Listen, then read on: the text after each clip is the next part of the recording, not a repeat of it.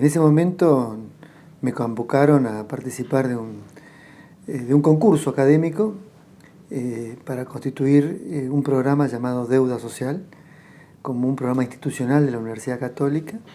Y después de un concurso donde participaron muchos profesionales, 3 de ellos quedamos seleccionados, uno de ellos fui yo.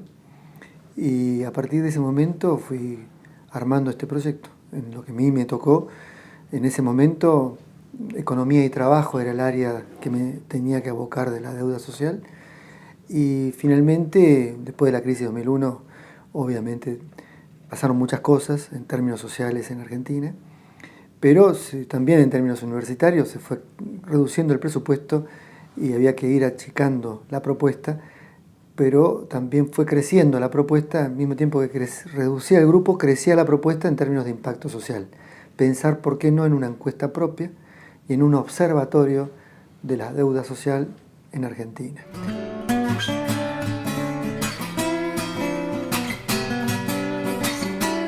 Que creo que a través de la investigación social uno produce conocimiento, el conocimiento produce o tiene efectos de toma de conciencia, y en la medida que el conocimiento social y la toma de conciencia se instalen en el debate democrático, en el debate público, pueden constituirse en temas de agenda, y por lo tanto los gobiernos se ven obligados o necesitados a darle respuesta.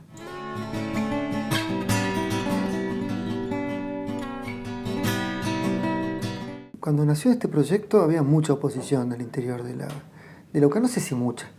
Había oposición por parte de sectores más tradicionales de la UCA en cuanto a qué era esto de estar estudiando la pobreza, ¿no? Cuando la UCA venía estudiando otras cosas. Más bien asistía desde el punto de vista del derecho, de la economía, a despachos, consultoras, empresas. Y esto de estar estudiando la pobreza y la desigualdad, las deudas sociales, era un poco urticante. Me imagino que podía ser un poco urticante para una iglesia que no era homogénea. Aquellas dificultades las fuimos sorteando con diálogo, te diría que con trabajo. Lo que nosotros fuimos desarrollando fue una capacidad de producción y de investigación científica, técnica, con alto respaldo académico.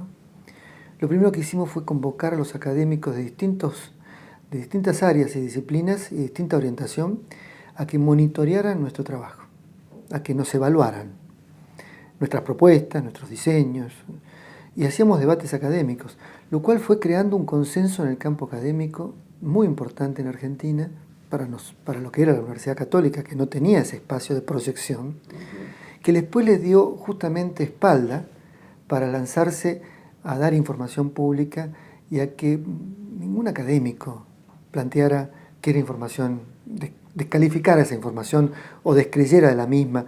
Podría plantear diferencias teóricas, metodológicas, pero darle el valor académico de una investigación científica aplicada a las ciencias sociales.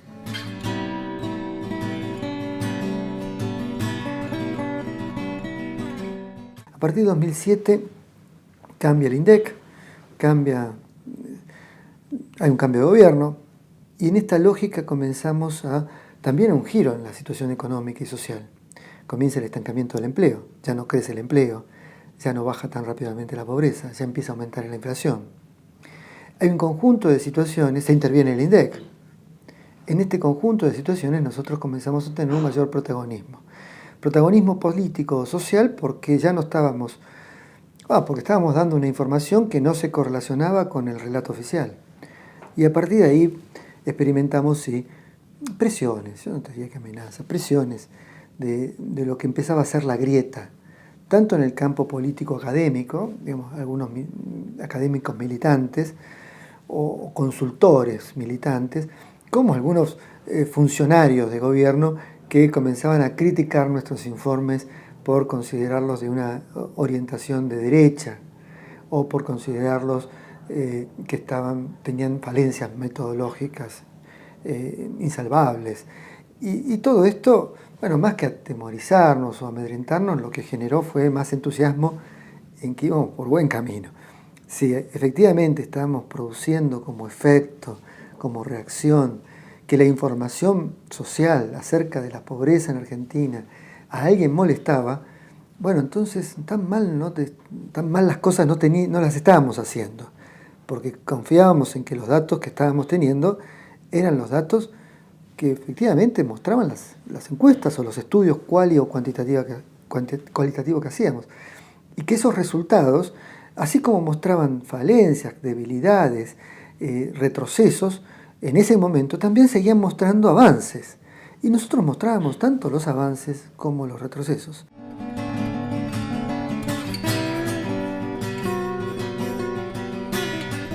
Por eso la crítica de un ministro de Economía acerca de que medir la pobreza es estigmatizarla, creo que fue un acto desesperado y que hoy se rectificaría el pobre Kicillof cuando dice eso, porque en realidad no sabía cómo tapar el sol con las manos. En realidad tenía cifras de pobreza de 4,7% y tenía que decir que eran ciertas, no podía decir que eran ciertas. Entonces mejor decir no podemos dar la pobreza porque es estigmatizar. Porque 4,7 era más que estigmatizar, era ridículo.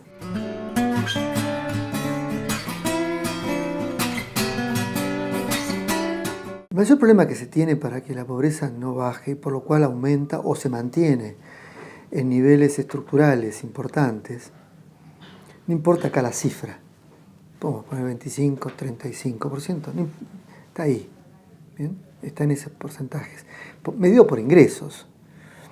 Así como la indigencia está baja también, y bajó bastante en los últimos 10, 12 años, de un 9, 10% a un 5, 6%, llegando también a un nivel estructural de la población, es decir, 2 millones de personas en situación de indigencia, 9, 12 millones de personas en situación de pobreza, incluidos los indigentes.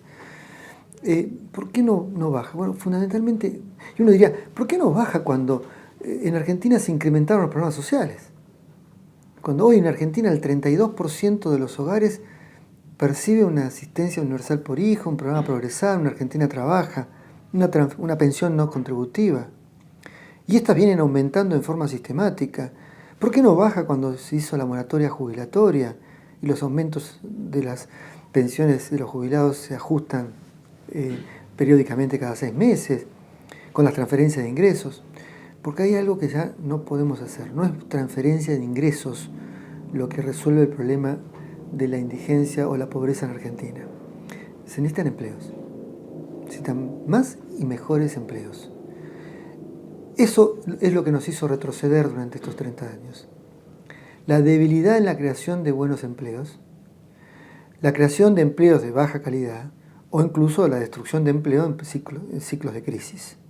En un contexto global que al mismo tiempo demanda, cuando hay inversión y crecimiento, menos empleos en términos proporcionales de los que podría crecer la inversión. Es decir, ¿no? La productividad, la tasa marginal de creación de empleo es muy baja frente al crecimiento de inversiones importantes. Cada vez crean menos empleos.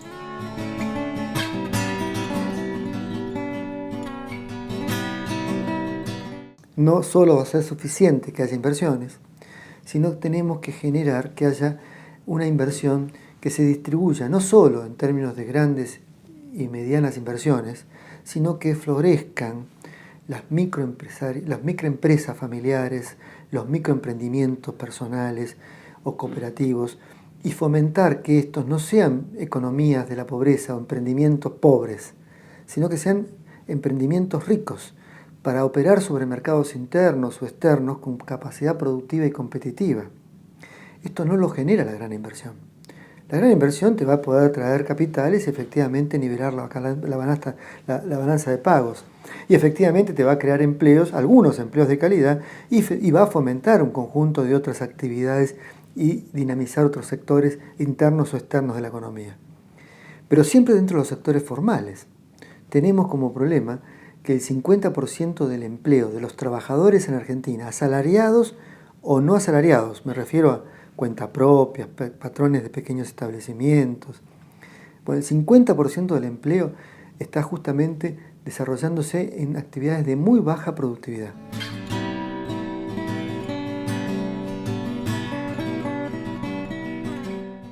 Sin duda tiene que haber crecimiento económico como contexto.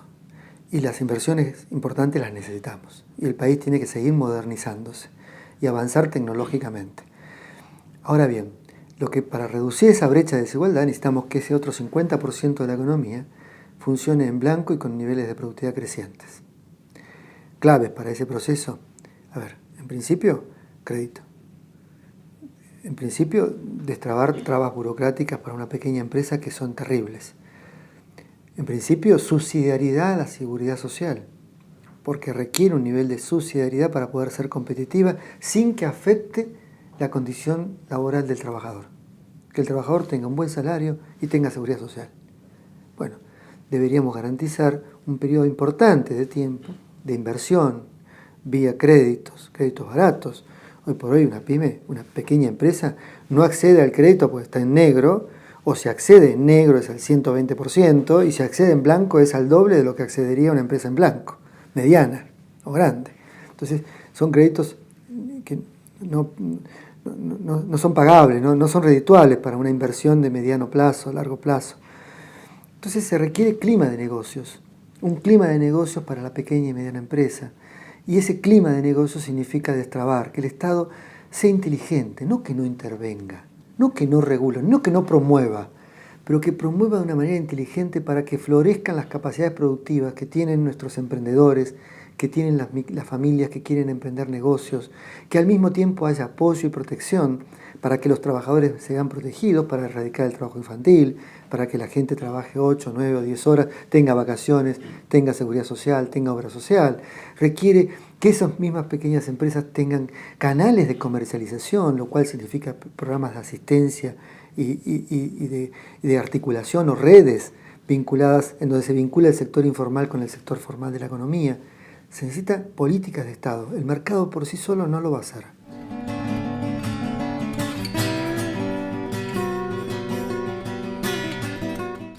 Hoy por hoy, yo creo que el gran papel de los empresarios debería ser comprometerse con un proyecto de desarrollo y exigir y ofrecer al Estado ser parte de un plan de desarrollo, de poner en agenda la importancia que tiene justamente estos temas.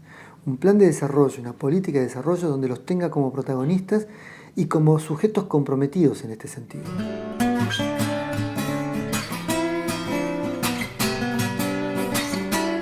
Hay que mantenerse fuertemente comprometido con la situación social. Este país, hay dos países en esta Argentina, hay dos velocidades de sociedad, ¿bien? Y lo que estamos haciendo como construcción colectiva y quienes tenemos más capacidad de tomar decisiones o de participar en la toma de decisiones, en la medida que mantengamos este modelo, lo que estamos haciendo es reproducir y ampliar las desigualdades estructurales del país. Y si no es solo por un factor de ideario de desarrollo, de que quiero no un tercio de la sociedad afuera y 2/3 adentro y con esto me conformo, sino que quiero un 100% de la sociedad incluida en Argentina, bueno, tengo que llevar adelante un proyecto de desarrollo nacional como país. Y me tengo que comprometer no solo como empresario soy también un dirigente social. Y como dirigente social también tengo mucho que decir en cuanto a que el tercio que está afuera no siga quedando afuera. Y que el Estado tenga una responsabilidad crucial. Y que el resto de los empresarios participen comprometidamente con ese proyecto. Bueno, tengo que como dirigente social de ACDE, justamente tengo un papel de liderazgo, cómo liderar un proyecto de cambio social. Digamos así como la generación de los 80, un modelo de decir, hay un país posible para el siglo XXI, ¿bien? Y el siglo XXII, tenemos que invertir para ese país, lo queremos distinto al que tenemos. Bueno, ese empresariado tiene que comprometerse no solo con haciendo responsabilidad social empresaria, sino con un proyecto político y un proyecto social de cambio, de transformación.